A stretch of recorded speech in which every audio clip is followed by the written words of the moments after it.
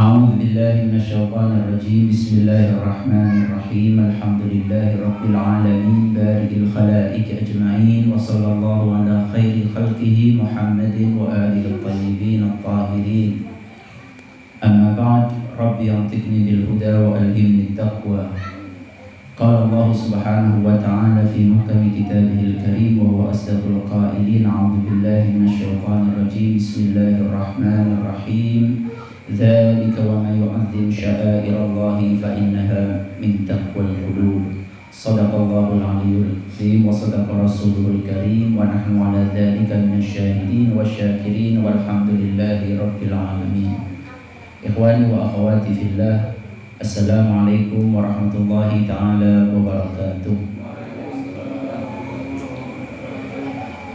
Di antara syiar-syiar Allah, tanda-tanda yang nampak yang berhubungan dengan Allah adalah Safa dan Marwah. Dan Allah Subhanahu wa taala berfirman berkaitan dengannya, Innas Safa wal Marwata min sya'airillah, bahwa Safa dan Marwah keduanya merupakan syiar Allah Subhanahu wa taala. Wa kal Ka'bati, sebagaimana juga dengan Ka'bah.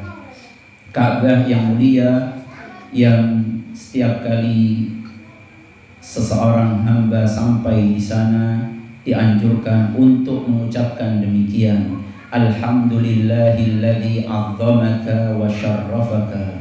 Segala puji bagi Allah yang telah memuliakanmu dan mengagungkanmu.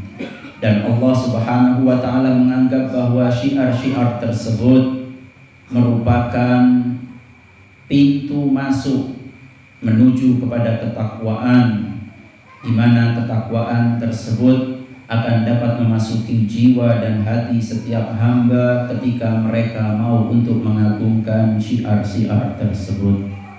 Dan kalau kita melihat di antara syiar-syiar Allah Subhanahu wa taala, maka di antara syiar yang begitu menonjol adalah nama Sayyidul Wujudi Muhammad sallallahu alaihi wa alihi wasallam, di mana Allah Subhanahu wa taala telah menempatkan beliau di dalam sejumlah posisi dan di sejumlah tempat yang menjadikan beliau selalu menjadi syiar yang besar, syiar yang agung bagi umat Islam.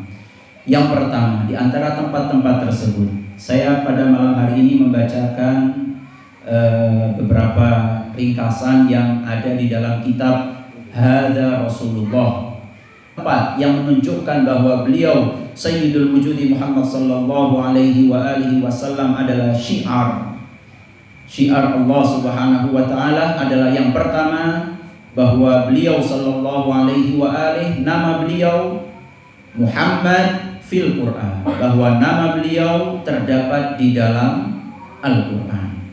Disebutkan bahwa penyebutan nama beliau sallallahu alaihi wa alihi wasallam di dalam Al-Quran sebanyak 4 kali.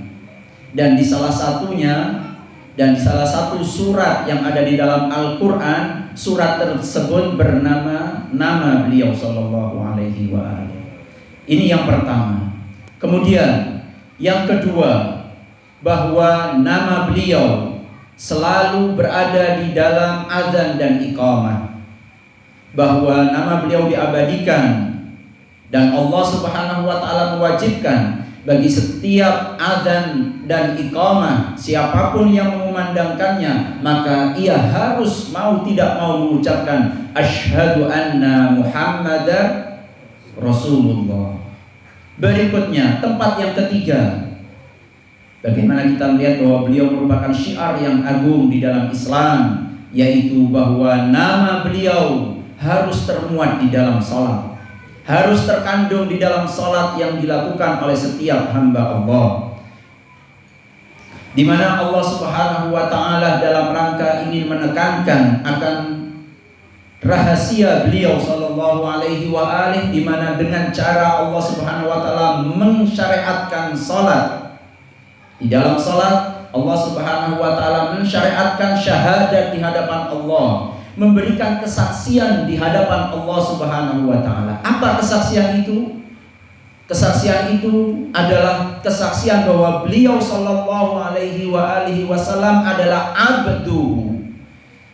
Memberikan kesaksian akan ubudiyati sayyidil wujudi Muhammad sallallahu alaihi wasallam. Berikutnya memberikan kesaksian apa di dalam salat? Kesaksian akan kerasulan beliau, abduhu wa rasul. Di mana setiap orang yang sholat pasti mau tidak mau dan diharuskan, diwajibkan untuk membaca asyhadu anna Muhammadan abduhu wa rasuluh. Nah, sebagaimana juga disyariatkan ya, untuk kita membaca ziarah kepada beliau dengan cara kita mengucapkan salam kepada beliau saat kita melaksanakan sholat. Assalamu alayka ayyuhan nabiyyu wa rahmatullahi wa barakatuh. Itu adalah tempat yang ketiga. Tempat yang keempat di mana Allah Subhanahu wa taala menjadikan nama beliau merupakan syiar yang begitu agung, yaitu adalah as-salah ala Muhammad wa ali Muhammad. Sallu ala Muhammad wa ali Muhammad. Sallu ala Muhammad wa ali Muhammad. Allahumma salli ala Muhammad wa ali Muhammad. Allahumma salli ala Muhammad wa ali Muhammad wa ajil farajahu. Yang pertama tadi nama beliau termuat di dalam Al-Quran. Bahkan salah satu surat di dalam Al-Quran menggunakan nama beliau. Kemudian yang kedua bahwa beliau juga selalu disebut di waktu adzan dan iqamah. Dan yang ketiga tadi bahwa beliau pun tidak pernah boleh untuk ditinggalkan ketika seorang hamba sedang melaksanakan salat. Dan yang keempat adalah ketika bersolawat, di mana Allah Subhanahu wa taala menyeru kita semuanya agar kita selalu mengucapkan salawat kepada beliau di dalam firman-Nya. A'udzu billahi minasyaitonir rajim. Innallaha wa malaikatahu yusalluna 'alan nabi. Ya ayyuhalladzina amanu sallu 'alaihi wa sallimu taslima. Allahumma shalli 'ala Muhammad wa ali Muhammad. Allahumma salli 'ala Muhammad wa ali Muhammad. Allahumma salli 'ala Muhammad wa ali Muhammad. Adapun kalau kita melihat ke dalam riwayat, maka begitu banyak sekali riwayat tentang keagungan daripada mengucapkan salawat kepada beliau.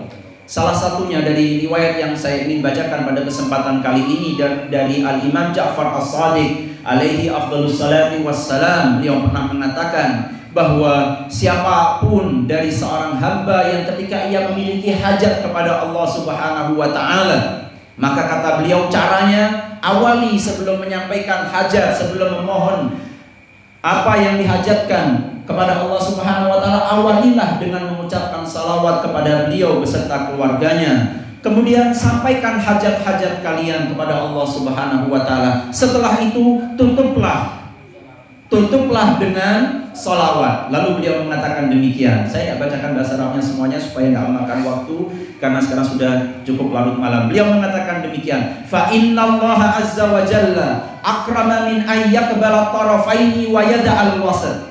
Beliau mengatakan demikian bahwa sungguh Allah Subhanahu wa taala tidak akan memandang hanya dua sisi saja tanpa melihat di bagian tengahnya.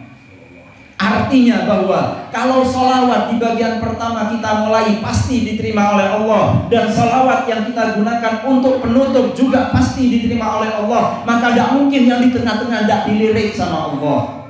Pasti dilirik oleh Allah Subhanahu wa taala. Maka ketika Al-Imam Ja'far As-Shadiq mengatakan ketika kalian hendak berdoa, berdoalah dengan cara dimulai dengan salawat dan diakhiri dengan salawat. Maka yang di tengah-tengah gak mungkin tidak akan dipandang dan dilihat oleh Allah. Apa yang berada di tengah-tengah tadi? Hajat-hajat kita. Berikutnya dari Al-Imam Ar-Ridha alaihi afdhalus salati wassalam, beliau mengatakan bahwa siapa yang tidak mampu untuk menghapus dosa-dosanya, maka cara terbaik adalah bersalawat kepada beliau. Allahumma shalli ala Muhammad wa ali Muhammad. Berikutnya disebutkan di dalam sebuah riwayat bahwa Afqalu ma yudha'u fil mizan yaumal qiyamah as-salatu ala Muhammad wa ali Muhammad. Salli ala Muhammad wa ali Muhammad.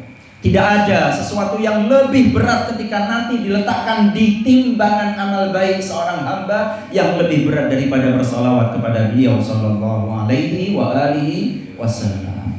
Ini tadi tempat yang keberapa? Tempat keempat. Nah, masih fokus, alhamdulillah. Nanti saya mau lanjutkan lagi. Tempat yang kelima. Nah, ya, tempat yang kelima, di mana Allah Subhanahu wa taala menjadikan beliau sebagai syiar, yaitu bahwa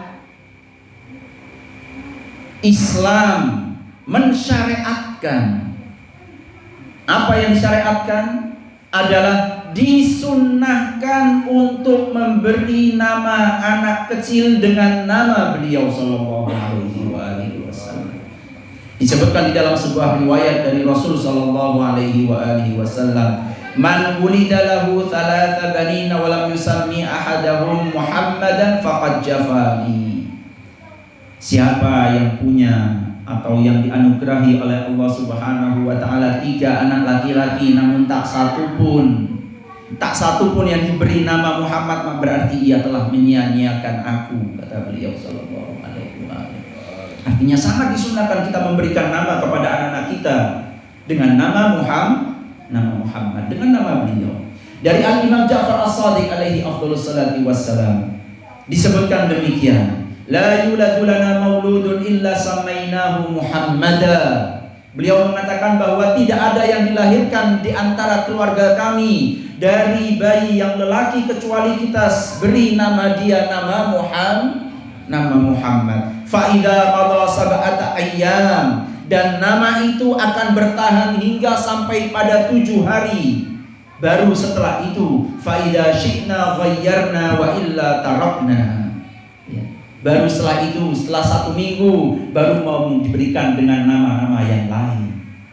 Kalau ingin menggunakan nama yang lain. Namun setiap kali dilahirkan anak laki-laki selalu diberikan nama Muhammad. Setelah nanti mau diganti dengan yang lain setelah berlalu selama 1 minggu. Berikutnya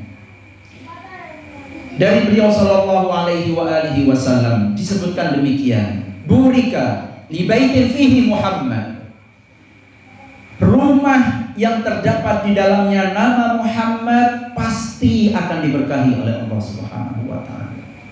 Wa majlisu fihi Muhammad, dan majlis yang di dalamnya disebut Muhammad. Dan yang terakhir, wa rifqatun fiha Muhammad, dan pertemanan, persahabatan, hubungan di antara sesama yang di dalamnya dibangun dengan nama Muhammad, maka pasti mendapatkan keberkahan dari Allah Subhanahu wa taala. Ini adalah tempat yang kelima yang menunjukkan bahwa beliau adalah syiar teragung di dalam Islam. Yang keenam, dan ini insyaallah yang terakhir yang disebutkan oleh beliau, karena tadi beliau hanya menyebutkan sebagiannya saja, yaitu ada masih ismi Muhammad min duni taharah. Artinya adalah dilarang kita menyentuh nama beliau kalau kita tidak punya wudu, atau kalau kita sedang berhadas.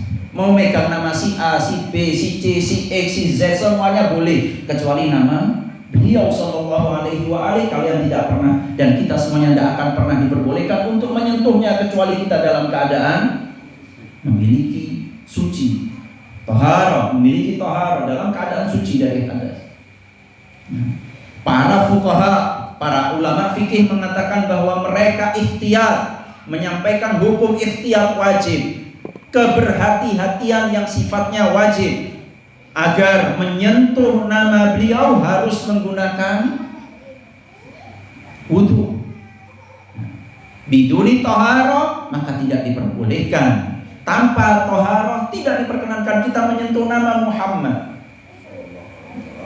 Kenapa? Karena nama tersebut telah mengandung, kata mereka para fuqaha, karena nama tersebut lahul qadasah, memiliki kesucian, meskipun ia berpindah dari alam makna ke menuju alamul hibri wal midad. Alamul hibri wal midad adalah alam yang ada di sekitar kita, yaitu alam tinta dan kertas.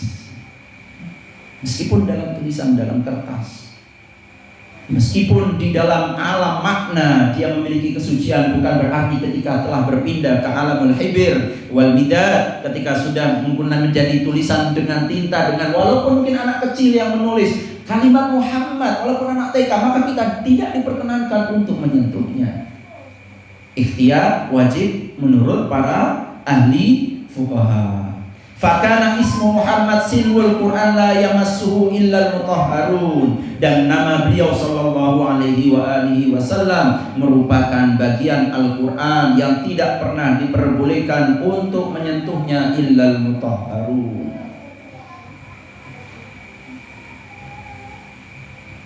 Dengan segala langkah-langkah yang telah ditetapkan oleh Allah Subhanahu wa taala untuk kita semuanya, hal ini menjadi ismah bagi nama beliau, menjadi pelindung, menjadi penjaga yang mengabadikan dan melestarikan nama beliau, sehingga tidak pernah hilang, bahkan tidak bisa diputar balikkan, tidak bisa.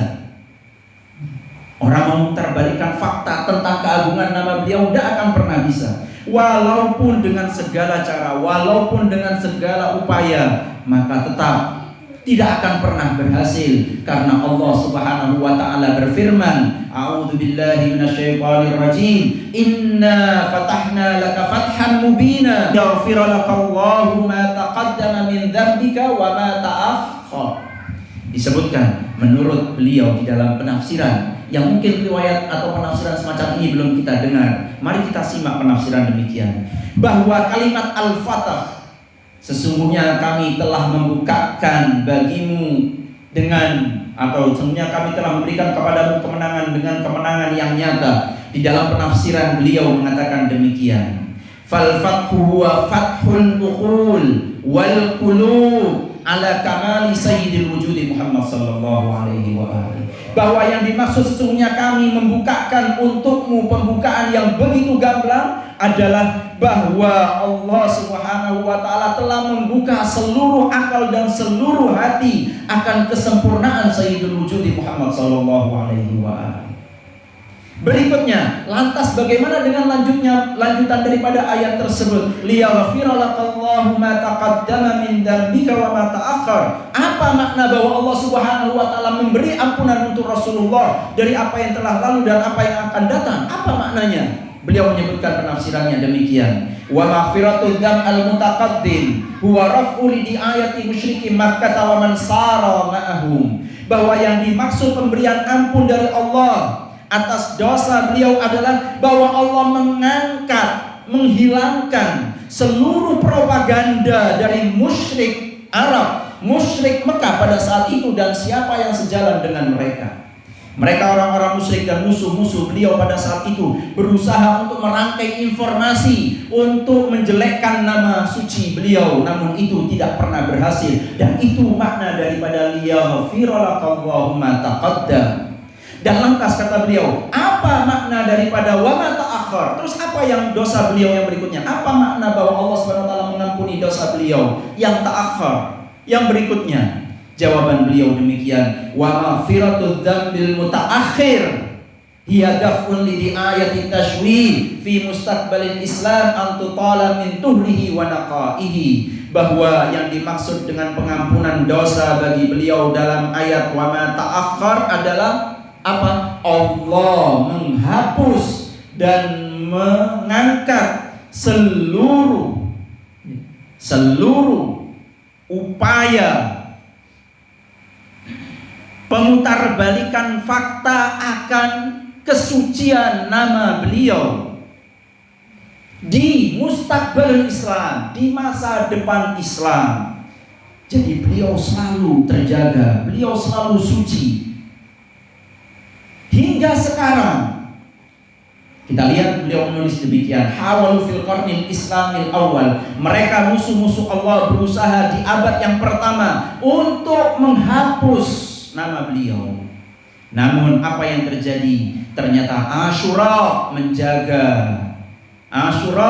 menjaga nama beliau dan risalah beliau. Berikutnya, mereka juga berusaha untuk menghapus kesucian nama beliau melalui ayat-ayat setan yang di Inggris, melalui karikatur-karikatur yang ada di Belanda dan di selain Belanda dan baru saja muncul lagi di Perancis. Namun lalu juga upaya bagaimana kalau tidak salah pada tahun 2009 atau 2000 berapa saya lupa tepatnya, dilarang di Swiss untuk dibangun menara. Boleh dibangun masjid untuk kaum muslimin boleh, namun dilarang ada menara dan dilarang untuk dikumandangkan adzan. Namun apa yang terjadi? Allah Subhanahu wa taala tetap menjaga kesucian itu. Bagaimanapun musuh-musuh itu berusaha untuk memadamkan keagungan beliau, nama suci beliau, maka hal tersebut tidak akan pernah terwujud ila yaumil qiyamah, sampai hari kiamat. Wa may yu'azzim sya'irallahi fa innaha min taqwal qulub. Shadaqallahul aliyyul azim. Wa billahi taufiq wal hidayah tsumma ridha wal inayah. Ghafarallahu lana wa lakum. Wassalamu alaikum warahmatullahi taala